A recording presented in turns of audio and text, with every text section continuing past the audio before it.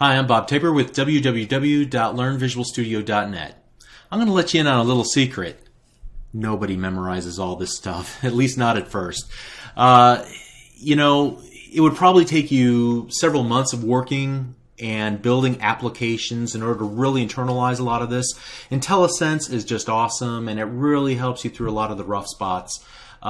Little code snippets online are great. I use cheat sheets, which allow me to, they're just basically notes that I've gathered from watching a video series or from reading articles online. It helps me to organize the information, see it visually, and then organize it in my mind as well. And so, we're going to use this as a form of review throughout the series of lessons. This is what I promote on learnvisualstudio.net, and it's a great way to index into the content to remind yourself of what the major ideas were, the crux of those videos.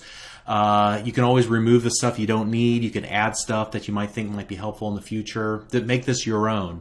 Now, I'm going to copy and paste from some notes. I used to type all this in by hand, but admittedly it was a very slow and painful process for both the teacher and for the learner. So you can see here that I've created on my desktop a little cheat sheet. I would encourage you to do the same thing, uwp-cheat-sheet.txt.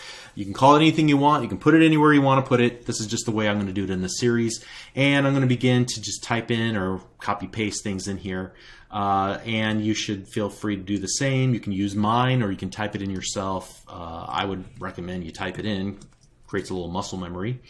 But at any rate, we're going to create a cheat sheet, and I'm going to paste in the big idea from a lot of the lessons. As we got started, there wasn't a whole lot that we could add that would be useful long term because it was a lot of high-level ideas. But when we got into XAML itself in lesson number 4, we talked about the nature of the XAML syntax, how it is just a flavor of XML, or rather uses XML as to implement the syntax.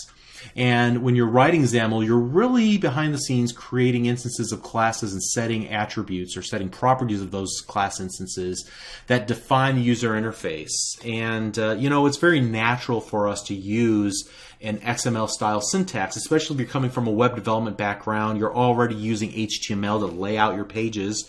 Same idea here. You get designer support as a result of that. It's a much more succinct language. We compared writing XAML by hand versus writing C# by hand that essentially did the same thing, and we saved a lot of keystrokes and characters.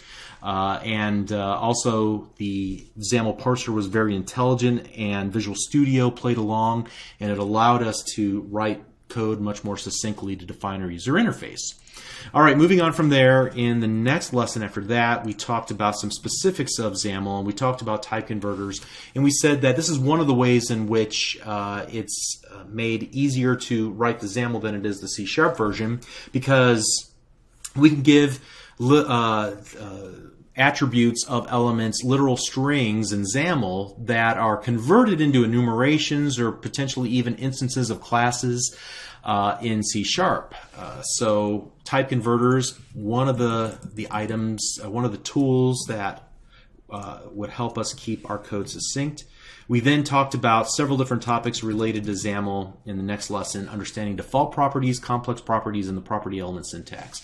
So you can see here that the default property for a button is the content property. We set the button's content property to click me. We could have done the same thing by just setting that attribute inside, but by understanding default properties, that kind of led us to the next step in the process, which was to talk about complex properties. So I've got kind of a big chunk of code here. I'm going to paste it in. Unfortunately, let's turn off word wrap for just a moment here so you can see this. We have a button, and we're setting the background of the button in a complex property, setting its property, the background property, using the property dot element syntax. All right. And remember, in this example, there was a lot more going on, but it was hidden from us by Visual Studio and the XAML parser, because a lot of that could be inferred by the context of what we typed in between the elements that we had here in this particular complex property. All right, the next step we talked about the XAML schemas and namespace declarations, and we said that stuff at the very top of the page, don't touch it. We also said that the schemas are part of XML, and XAML is no different. It has a number of different schemas. I think we saw like 5 or 6 different ones, and they define the rules for the XAML syntax itself, for the controls that are defined in the Universal Windows Platform API. They're used for designer support by Blend and Visual Studio and so on. And then the little namespaces that were created, the little whatever it was, some value and then a colon, they tell the XAML parser where to find the definition, or rather the rules for a given element in the XAML. Now, a lot of the XAML that we write will have no namespace little prefix in front of it, because a lot of it's defined in the default namespace for our page. Moving on, we talked about layout, specifically about layout grids with grids, but let's start with just talking about layout in general. The layout controls don't have a content property like a lot of the other controls have. Instead, they have a children property of type UI element collection. This allows us to add multiple items into a single layout control. And we saw what happened whenever you attempt to put multiple controls inside of a control, inside of the content property of a control. You get that little error that you're trying to set the content property more than once, and it won't let you do that.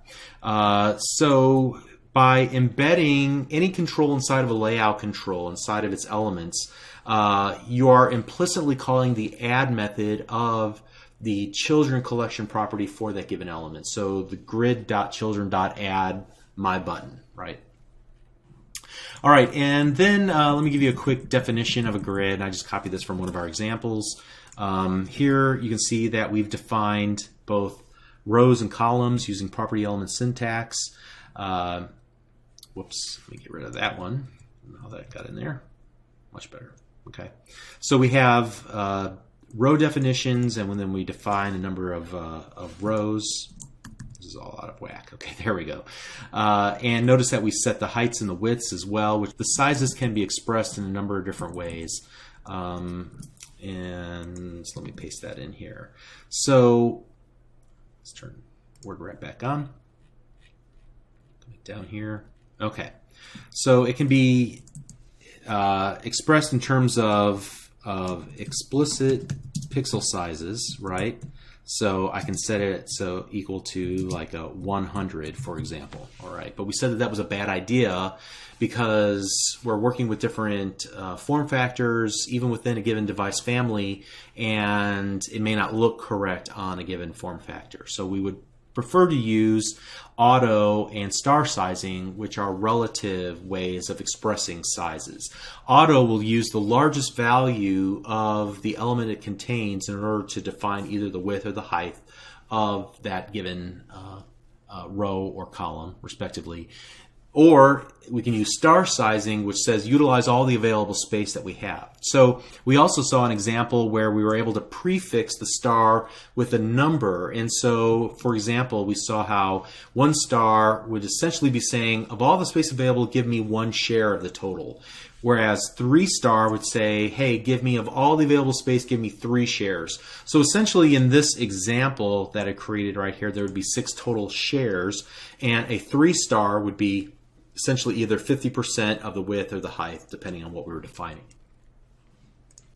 We also talked about how elements will put themselves inside of the grid at a specific row, column, or a specific cell. And we use this attached property syntax. Remember that grid.row is not defined in the button, it's actually defined in the grid control, but we can attach it and say, hey, I want to set myself to this row and this column. So that's how we will actually work with the grid control and define where we want to put ourselves, to put our controls. Also notice that whenever we're referencing rows and columns that it's 0 base, so by setting the row equals 0, we're saying first row, 1 would be the second row, and so on. Same thing with columns. Now, there's always one default implicit cell. There's always in every grid a row 0, column 0, even if we don't define it explicitly. Okay, and so if we don't specify that whenever we're working with a given object that we're trying to place inside of a cell, that it will be in the default cell, so, or the default row or the default column. So in this case, we're saying set the row equal to 0, first row. We could have left that off completely and it would have been the same thing. Also, by not defining the grid.column, we're essentially saying grid.column equals 0 because we're saying put it in the default cell. All right. All right, that's all we said about the stack panel, about the grid. We moved on and talked about the stack panel. Here's a simple definition of a stack panel. We can also set various properties of the stack panel, and we talked about the vertical orientation is the default. So from top to bottom, the first text block will be at the top. The below it vertically will be the next text block. We can change that to a left to right flow if we were to set the orientation to horizontal. That should be alignment should be orientation. Okay. Most layouts will combine multiple layout controls in order to get the desired effect, and you'll see that as we build real examples throughout the remainder of the series. And then we also said the fundamental difference between a grid and a stack panel is that grids will allow you to overlap controls. So if you put 3 controls in the same cell and you set the top and the vertical alignment to top and the horizontal alignment to left, they will essentially stack on top of each other. And you may not be able to see items below or underneath other elements in the same cell. However, stack panel will always stack things on top of each other or horizontally left to right. Okay. So that's all I have for this review. Let's pick it up with a little exercise that will hopefully get you working and get these concepts under your belt. We'll see you in the next lesson. Thank you.